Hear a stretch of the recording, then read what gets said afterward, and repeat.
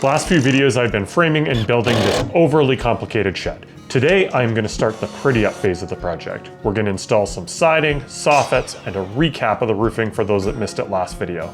Let's get started making this thing look nice. It is time to put some siding on this. So we're using full sheets of LP Smartside. So the first thing that we're going to tackle is the peaks down, and then Mark can cut the doors out of them.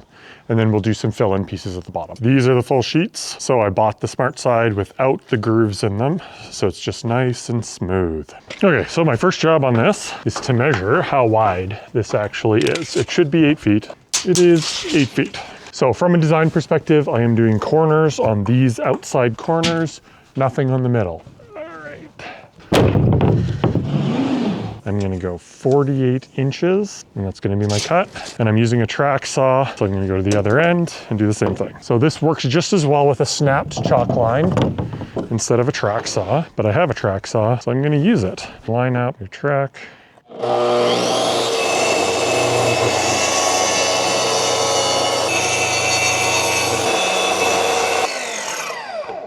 There we go. So luckily the peak up there is a 12 and 12 pitch, which means that this is 44 inches wide this way. So I need to do 44 inches wide this way, and then we can cut it on a 45.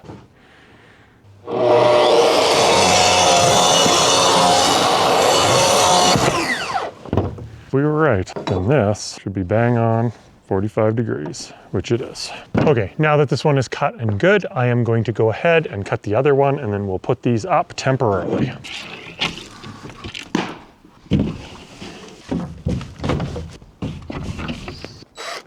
I'm gonna start a screw there. This is not gonna be great because this is not in my strength. If I had Dad, I could just do this. Maybe I can just do this. So I'm gonna invent a helper because I'm gonna measure up here. I'm gonna go up my line here. Just gonna do this. Okay, look, I made a rest.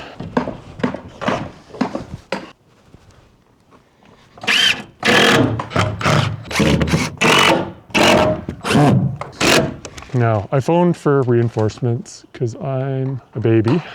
Okay, so just hold the bottom. Now I just have to cut the arch out of it.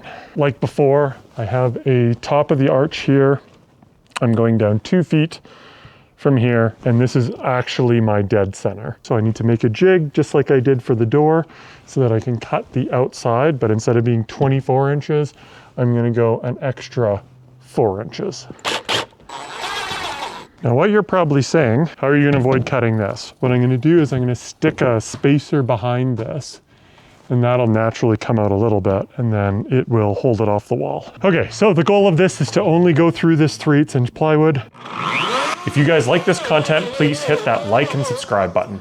I've been slowly inching towards 1,000 subscribers, and thank you to every one of you who has subscribed, liked, or commented on one of my videos. The only reason I put these up here is to share this with you guys. There's my circle cut, so go up, mark the straight. So I have my marked line, I have my skill saw. I'm going to put my skill saw on the line, and I'm gonna do a good job of this. Okay, and that flaps in the breeze. I should be able to pull these 3 screws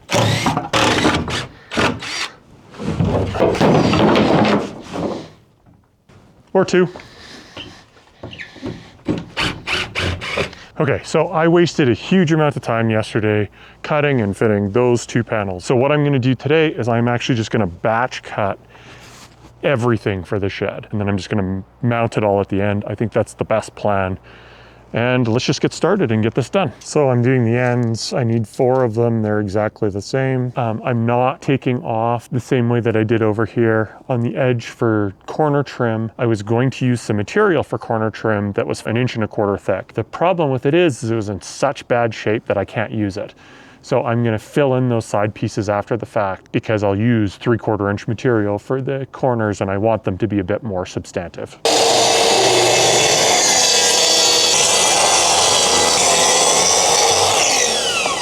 These are gonna need the tongues cut off because they're gonna go on the inside there for the 1 foot dimension. So they're just gonna get stacked to the side for now. And these are gonna need the peaks cut on it. 36 inches, 3 feet. So we're gonna line it up with that mark.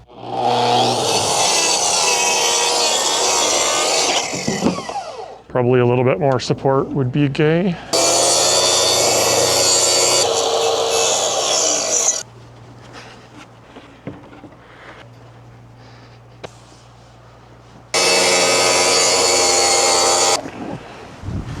So I just gotta cut off this tail. I'm gonna do that.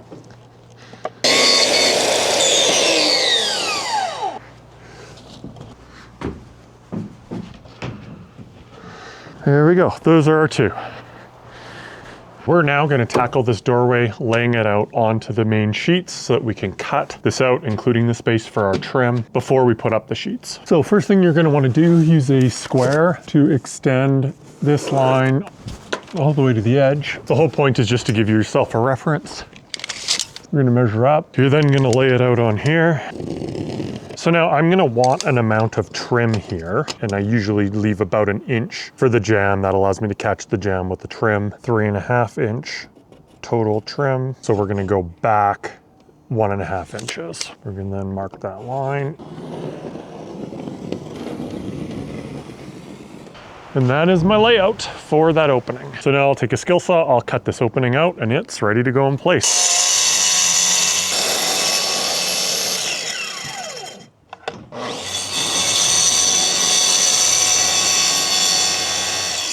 Corners are still not cut through.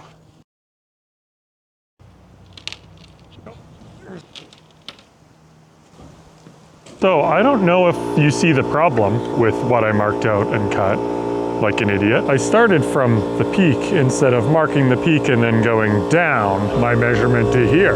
So it's wrong. So what I'm gonna do is I'm gonna take my offcuts, I'm gonna put this up on the wall, and I'm gonna patch this area because I'm a moron. Okay, I have 2 pieces cut now. They can go on the same corners they were before. Play the grain will match up.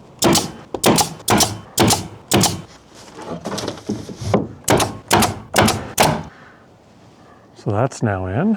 Crisis averted. So the pattern matches up nicely, which is all that's gonna matter when it's painted. I'm gonna drive some screws and proper nails into this. It just has the staples to hold it. Should be okay, hopefully. We're gonna tackle these next. What I'm doing here is creating a template that will fit up into the soffit area so that I can measure this out once and be done. I'll be able to mark and cut the siding without having to do it each time on each side.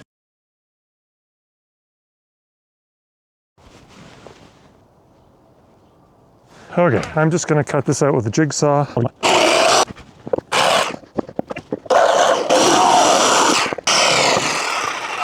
So there we go. That rafter tail is gonna get a trim board put on top of it, so I'm not really too terribly concerned about it. So now what I'm gonna do is I'm just gonna test that on all the other corners, and if that's good, I can use that as a layout board on my boards. I measured from the bottom of here to where I need the bottom of the siding, and that's 80 inches. So I marked a line here. I'm now gonna put my template on here, and then I'm just gonna use my pencil to mark my layout lines. Okay, let's cut it off.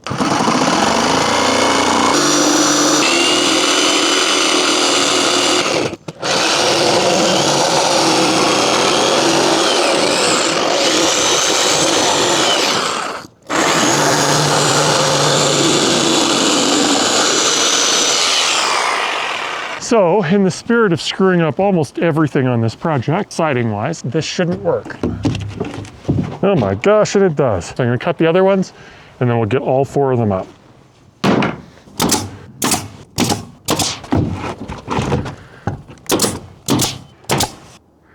Those are good enough. This one obviously looks the best because it was the one that was the tightest. Okay, so now let's tackle these walls.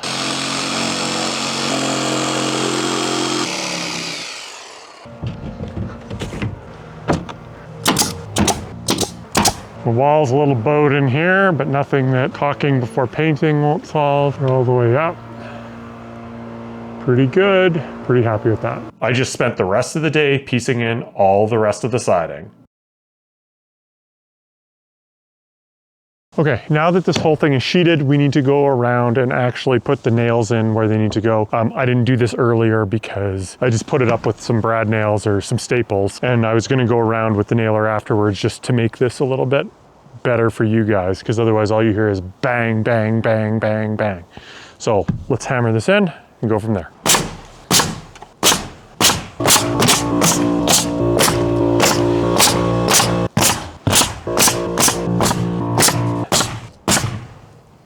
So everywhere around the side, actually, all the tails are getting left as tails. I think at the back, I'm just gonna box it into a full soffit and fascia because there's no real point in doing anything back here. I'm gonna cut some tails. I'll go 1.5 inches down on the front side of the tail and then 6 inches back.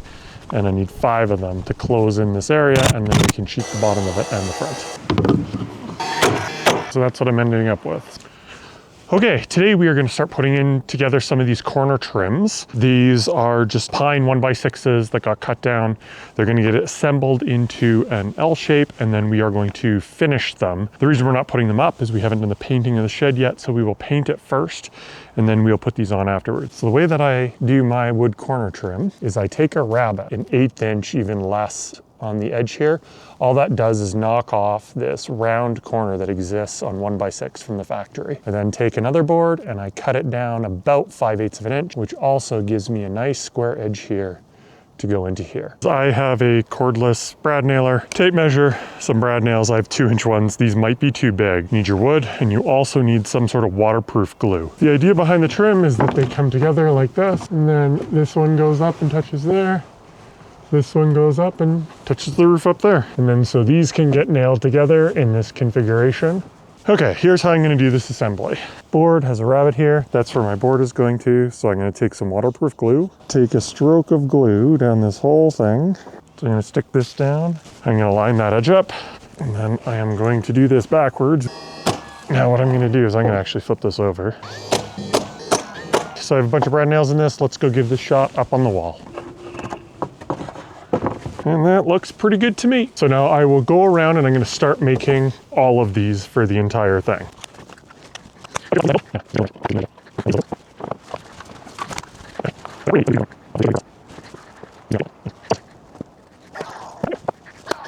All of our corners are now done. On these end trim boards, we need to accommodate this tail. I just drew it up on the end of the board, cut for it, so we're gonna cut it out.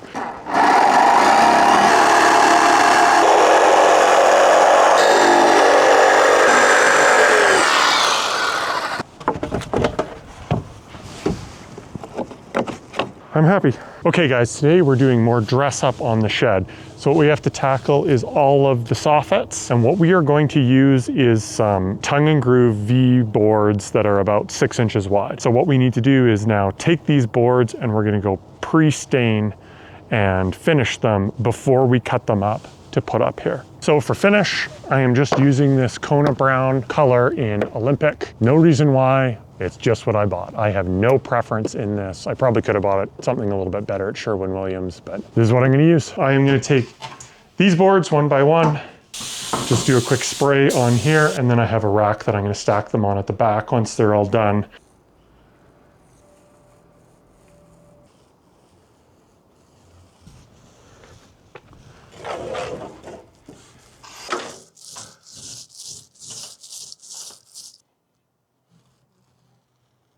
Dad got everything painted too. Looks really good. This is a Sherwin-Williams Soji White. The corners are gonna go in here and there. Trim's gonna go in there. So I think our next step is getting all this soffit on tomorrow. Actually, let's go grab a piece of that and see what it actually looks like. All right, here's the soffit color. Pretty orange, but I think it'll be okay, especially once it goes up and isn't reflecting light. It might need another coat on the trim to darken it up a bit, but it'll go up, something like that. We are now taking this, which is our finished soffit material. That's the pine, the V-groove pine that I stained earlier, and we're putting them up there on the soffits. We're gonna take some of this leftover chipboard and we're gonna cut some panels that fit up into the soffit areas. So we got all our backers cut. We're gonna set up here on the miter saw. I need to cut a bunch of boards at 7 1/4. Now let's cut a bunch of these. I need power.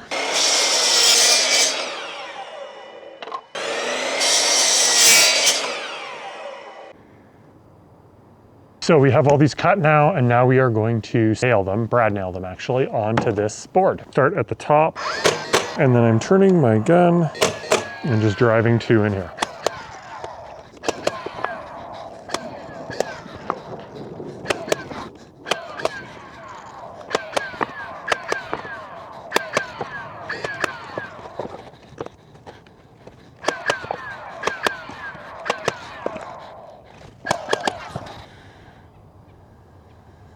Okay, now I'm just gonna drive some 1-inch number 6 screws into this. Now, if you're doing this, I would probably just use glue.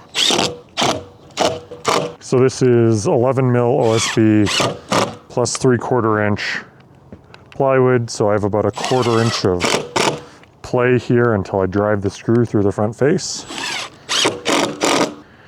Okay, so this is it, fully screwed in. Now I do need to trim this, because as I said, it's a little bit tapered. Let's test fit this. All right, I am just gonna drive some screws. There is one installed right there. Let's get the others done.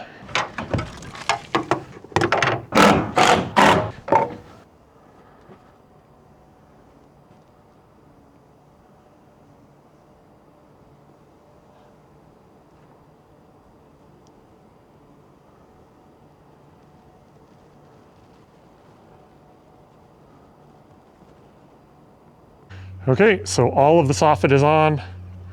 I've done a bunch of touch up on the edges where they were cut edges. I did all the short ones on the ground, which is smarter. But these ones, I figured that given how covered in finish I got, putting them up wet, I would just do this. So all of these edges, I missed the miter on that a little bit. These pieces all got fit in. They're looking good. So our next step here now is to get on the roof, and we're gonna get some roofing membrane installed. So I am just gonna now unroll this. Okay, so it's not sticking particularly well. I have a gallon of primer, so I will probably roll this roof first and then stick this on this. You're supposed to roll it on, let it dry, and go from there.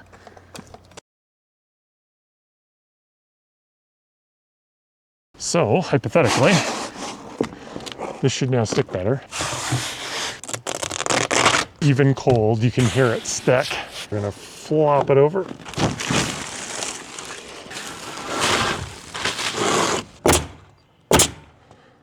Here's the valley flashing metal. I need to put about a 45-degree bend in this so I can get it up on the roof and figure out how to get it to lay down. And then I need to figure out how to cut it at the top. And then I need to figure out how to fold it over. So, yeah. Nail on top of it. So I'm just gonna put a couple roofing nails in this.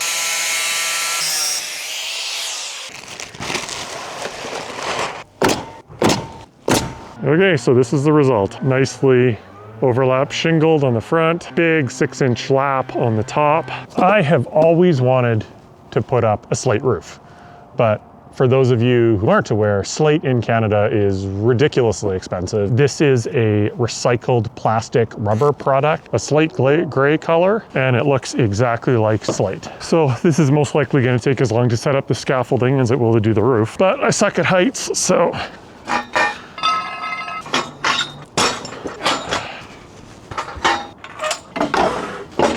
I'm not sure how I'm gonna do this. All right, so we got a couple sides done.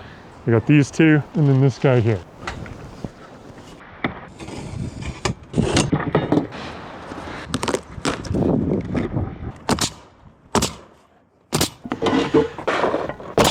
$18 3/4. These ridge caps should just go on easy now. All right, we're all done. All the sides are done. All the step flashing up at the top there. The ridge going back into the sidewall like that, but I caulked it at every section, and overall this looks pretty darn good. So the ridge just finishes that off really nice.